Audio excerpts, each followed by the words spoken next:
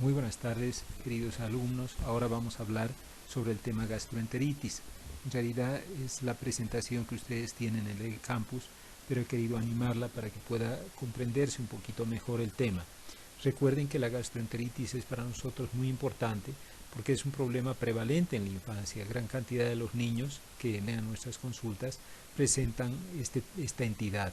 Por lo tanto, dentro del punto de vista gastroenterológico, adquiere bastante importancia y debe ser tomada en cuenta dentro de los conocimientos de un médico general. La gastroenteritis en este capítulo va a ser tomada en cuenta desde el punto de vista fisiopatológico, las manifestaciones clínicas, las complicaciones y el diagnóstico de la enfermedad, así como valorar el tratamiento, forma de prevenir. Siempre es importante quedar claro sobre lo que es la gastroenteritis. Decíamos que es un proceso infeccioso localizado en el área intestinal, en cualquier segmento del intestino, ya sea delgado o grueso, que se manifiesta por deposiciones líquidas, las mismas que además aumentan en frecuencia.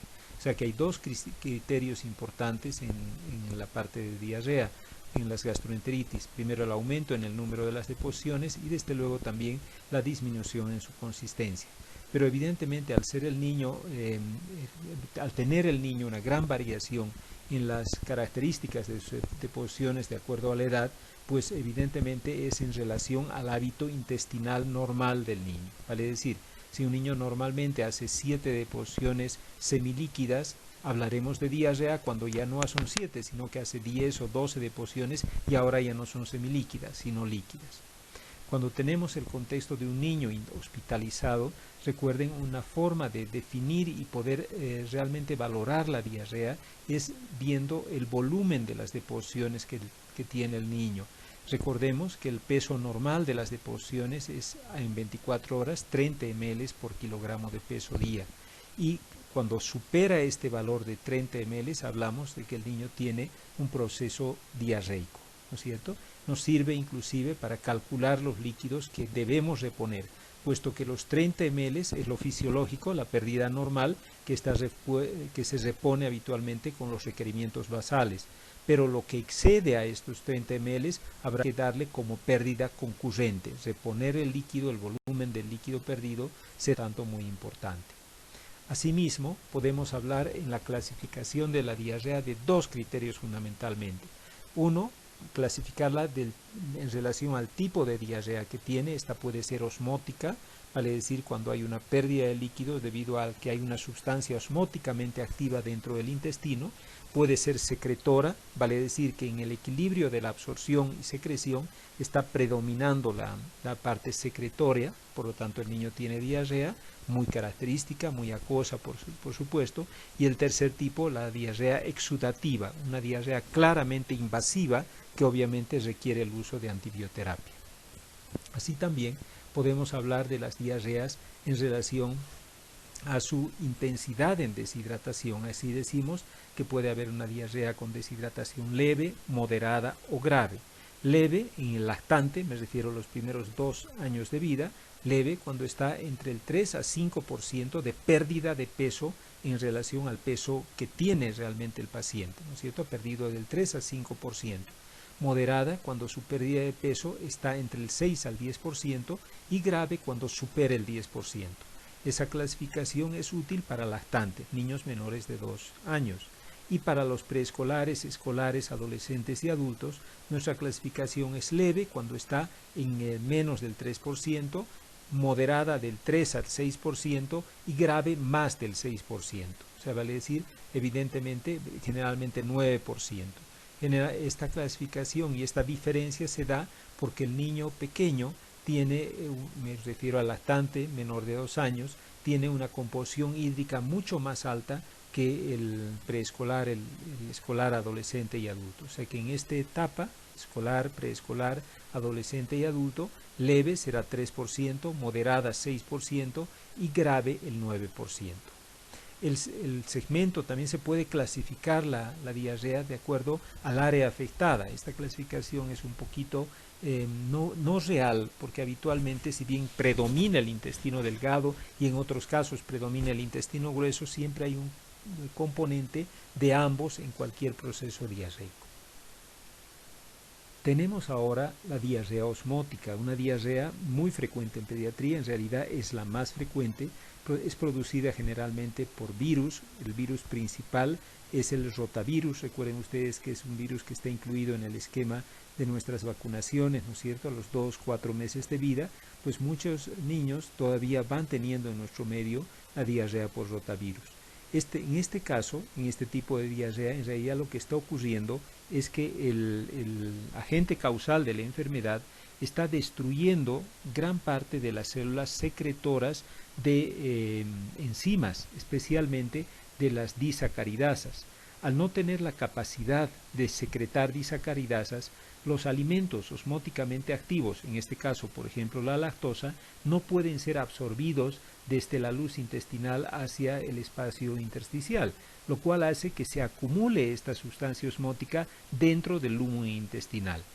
Una vez que está presente esta sustancia, en este caso la lactosa, atrae, como ven ustedes en la imagen, líquido al interior del intestino, al interior del intestino delgado en este caso, y por supuesto, al ser el mecanismo excretor de agua, un fenómeno básicamente pasivo, pues ya no lo puede hacer y se va acumulando junto con la sustancia, en este caso con la lactosa, dentro del lumen intestinal. Al aumentar ese volumen de lactosa y además líquido, distiende el intestino y ante la distensión abdominal que presenta el niño, se estimula la motilidad intestinal. Eso hace que todo ese contenido hídrico y nutritivo vaya pasando rápidamente por el intestino delgado, llegando hasta el intestino grueso. Habitualmente en el intestino grueso, el alimento, en este caso la lactosa, son atacadas por los lactobacilos, las bacterias saprófitas intestinales, y estas van a ser las que van a provocar cambios tanto en el pH de las deposiciones, tornándose la deposición muy ácida, y desde luego también aumentando la producción de gases dentro del intestino. Por lo tanto, si analizamos este concepto, veremos que las diarreas por característica osmótica son muy abundantes, por supuesto muy líquidas, espumosas por la cantidad de gas que se va formando y además muy ácidas, lo cual irrita por supuesto muy intensamente al intestino de nuestros pequeños. Ahora bien, ¿qué características tiene este tipo de deshidratación? Primero, que es una deshidratación hipertónica. Esto debido a que se está perdiendo mucho líquido hacia la luz intestinal, pero sin una pérdida similar de sodio-potasio. Por lo tanto, lo que está ocurriendo es que estos electrolitos están más elevados en sangre en relación a lo que es el líquido y por lo tanto se genera una deshidratación hipertónica. Aumenta por supuesto la osmolalidad y al aumentar la osmolalidad y disminuir el volumen de sangre que llega al área renal, se libera hormona antidiurética, ¿no? Y el niño estimula también su sensación de sed. Son niños, por lo tanto, muy irritables por esta deshidratación hipertónica, que además tienen una sed intensa y que están orinando muy poquito, ¿no es cierto? Aparte de aquello, estos pacientes presentan un flujo sanguíneo renal reducido, lo cual obviamente también va a generar una retención hídrica por parte del. Ahora bien, la otra forma de diarrea también frecuente es la diarrea secretora. Años atrás, el representante más genuino de este tipo de diarrea secretora era el Vibrio cólera, ¿no? la enfermedad diarreica tan severa, tan grave, que ha provocado deshidrataciones tremendas en los niños.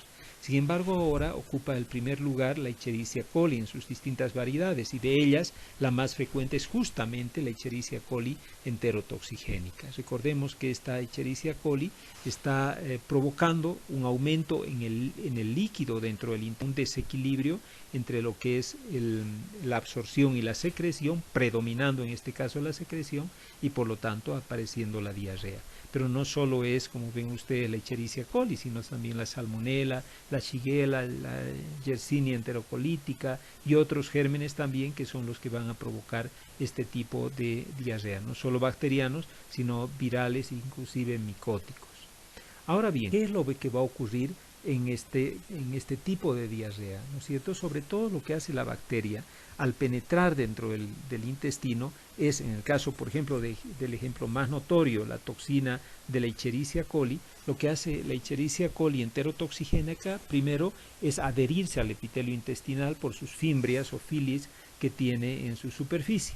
Una vez adherida, ya es para ella posible producir sus toxinas, tanto la toxina termolábil como la toxina termoestable, que van a dar los cambios en la característica de las deposiciones, ¿no es cierto? El aumento del AMP cíclico en las vellosidades impide sobre todo la absorción a nivel de la zona apical de la vellosidad intestinal, o sea, el AMP cíclico va a actuar sobre todo en las células columnares de la zona apical, ¿no es cierto?, impidiendo de esa manera que se absorba el sodio y pasivamente el agua hacia el interior del organismo del niño.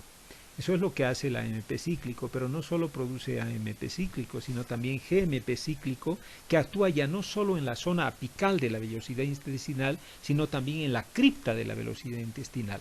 Recuerden que la cripta es una porción secretora, y lo que hace el GMP cíclico es aumentar la secreción. Pero no solo aumenta la secreción de cloro, que se acompaña por supuesto de sodio y de agua, sino que también aumenta la secreción de bicarbonato, provocando no solo un desequilibrio hídrico y electrolítico, sino también un desequilibrio ácido-base, lo cual es muy importante para nuestro, sobre todo dentro del punto de vista diagnóstico y terapéutico. Tenemos un poco en el mecanismo de ese aumento en el líquido en el lumen intestinal, obviamente estimulación de la motilidad intestinal por ese excesivo líquido que ha distendido el intestino, y por lo tanto un tránsito rápido del contenido intestinal y la eliminación masiva del líquido. Por lo tanto, la característica en este paciente será una deposición muy líquida, muy abundante, prácticamente como agua de arroz, así se refiere a las deposiciones, y por lo tanto el niño, aparte de eso, tendrá una tendencia a grave deshidratación. Esta es la última, las diarreas por procesos exudativos. Aquí tenemos que la bacteria tiene la capacidad de penetrar dentro del enterocito y destruirlo.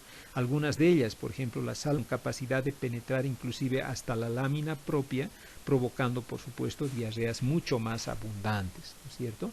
Y desde luego lo que destaca en este cuadro clínico de diarrea exudativa es la intensa inflamación que se ve en el área anal, que se percibe en el área intestinal. Aquí vemos la imagen de cómo está penetrando dentro de la célula y por supuesto va destruyendo la misma, ejercer su efecto agudo. Ahora bien, las diarreas agudas casi todas vemos que son infecciosas, pero ¿cómo ingresa el germen a nuestro organismo? Básicamente por algún alimento ingerido. Hay ocasiones que inclusive, sobre todo en las diarreas virales, pueden ser inhaladas a través de secreciones nasofaringeas que el niño no las expulsa hacia afuera, sino que se las deglute y obviamente le va a provocar el cuadro infeccioso intestinal. Por lo tanto, pueden ser virus, bacterias, parásitos, hongos que van a provocar los cuadros diarreicos. Personas mayores ya inclusive medicamentos, drogas, etc. Aquí tenemos un listado de los gérmenes que en características de diarrea van produciendo esta enfermedad. Entre las bacterias, actualmente la más destacable, la Escherichia coli, por supuesto también la salmonella y la shigella, ¿no?, que está más agresiva, por supuesto. Entre los virus, como ven, siempre figura en primer lugar el rotavirus, que todavía pese a la vacunación sigue siendo bastante frecuente, y otros virus como los Coxsackie y los poliovirus, ¿no es cierto? Y los parásitos en nuestro medio, sobre todo la ameba histolítica y la Yardia, los elementos más frecuentes productores de diarrea o de gastroenteritis.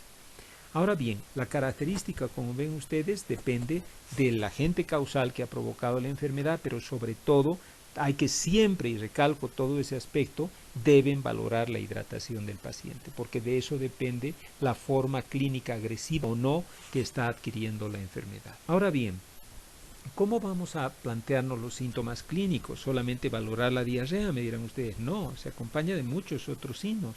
Ya veíamos cuando hacíamos nuestro flujograma en el cuadro de vómitos del lactante que una de las causas del vómito también frecuente son las infecciones intestinales, vale decir las gastroenteritis. O sea que no solo será diarrea, sino que frecuentemente encontramos en el paciente vómitos, estado nauseoso y mucha fiebre más dolor abdominal.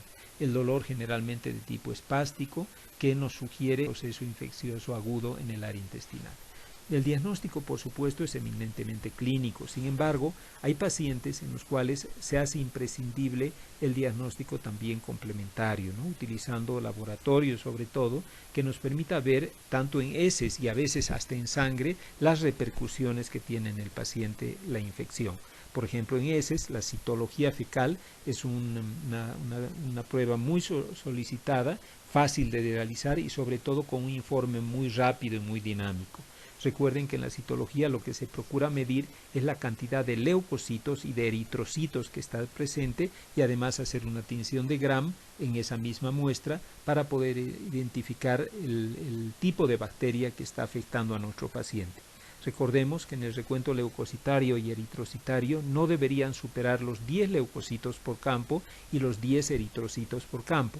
Números mayores de esta cifra obviamente nos hablan de diarreas infecciosas y muchas de ellas muy invasivas. Aparte de eso, el cultivo de las heces no es recomendable para todo paciente, dependerá de la intensidad de la enfermedad y de las dudas que tengamos en la instauración del tratamiento de nuestro paciente. Por lo tanto, en lugar de ser una norma en la realización de un coprocultivo, es en realidad una excepción. La mayor parte, quiero decirles, de las diarreas en los niños son autolimitadas, no repercuten en el estado general del niño y por supuesto no requieren exámenes complementarios para llegar al diagnóstico. El hemograma muchas veces es necesario, sobre todo en niños que tienen un gran compromiso en su estado general, donde fundamentalmente tratamos de ver si es que hay una infección presente y también tratamos de valorar el equilibrio o desequilibrio electrolítico y ácido-base. Aparte de aquello, también será importante en muchas ocasiones solicitar a veces estudios radiológicos, donde podemos valorar si es que hay alguna otra patología que está comprometiendo el cuadro clínico del niño. Ustedes me dirán, se pide frecuentemente exámenes de orina en las gastroenteritis. ¿Por qué? Porque se ha encontrado una asociación muy directa entre infecciones urinarias y procesos diarreicos en los niños. Tratar de identificar también, por supuesto, cómo ha adquirido el paciente la enfermedad será y por lo tanto la anamnesis del paciente es muy útil para orientar nuestro diagnóstico. Ahora bien, el diagnóstico, ustedes me dirán, ¿es necesario un tratamiento antibioterápico? No, en realidad la antibioterapia es excepcional. Por supuesto, las diarreas sanguinolentas, claramente exudativas y manifiestamente infecciosas, sí deben tratarse con antibiótico y mejor aún conociendo el antibiograma poder tratar con mayor precisión. Pero la mayor parte de ellas no son de tipo exudativa, infecciosa intensa, sino más bien son de tipo osmótica y secretoras, y en ellas generalmente el tratamiento antibiótico no da utilidad y es más, muchas veces prolonga los estados diarreicos.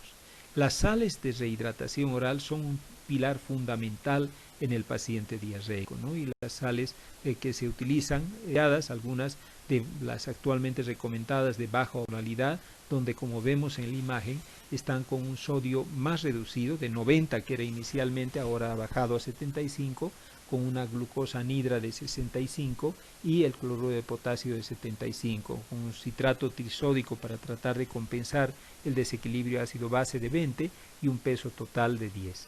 Todo eso nos da una osmolalidad un poquito más baja que las sales anteriores, pero muy fisiológica para